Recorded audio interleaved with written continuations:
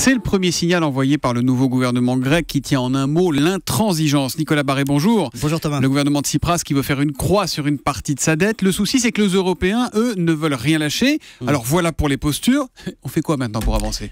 C'est clair, il va falloir atterrir. Le temps de la politique est fini. Il faut renouer avec le réel. Et ça va être très dur parce que les Grecs sont allés vraiment très très loin dans la démagogie pendant cette campagne électorale. Syriza, on peut dire, a séduit les électeurs grecs comme Madoff séduisait les épargnants, c'est-à-dire en leur promettant de l'argent qu'ils n'avaient pas. Et donc tout le monde va s'apercevoir en quelque sorte du mensonge. Syriza a promis d'augmenter les salaires, les retraites, de recruter des fonctionnaires. Ils n'ont pas d'argent. De la même manière, quand Tsipras, le nouveau Premier ministre, dit « on ne vendra pas le port du Pirée aux Chinois », on peut très bien comprendre le symbole, tout à fait, sauf qu'il va falloir trouver cet argent. Et donc, il va falloir atterrir, comme je le disais, arrêter de mentir et dire la vérité. Et c'est quoi la vérité de Nicolas Barré ? C'est d'abord que... Non, c'est la vérité de l'Europe, c'est-à-dire que l'Europe a sauvé la Grèce de la faillite une première fois il y a 3 ans.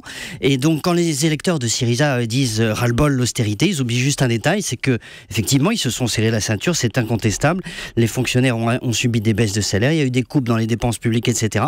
Mais en échange, l'Europe a apporté 240 milliards d'euros. Les banques privées européennes ont abandonné des créances pour 100 milliards d'euros, etc. C'est ce qui est déjà fait. Sans cela, la Grèce aurait été en faillite.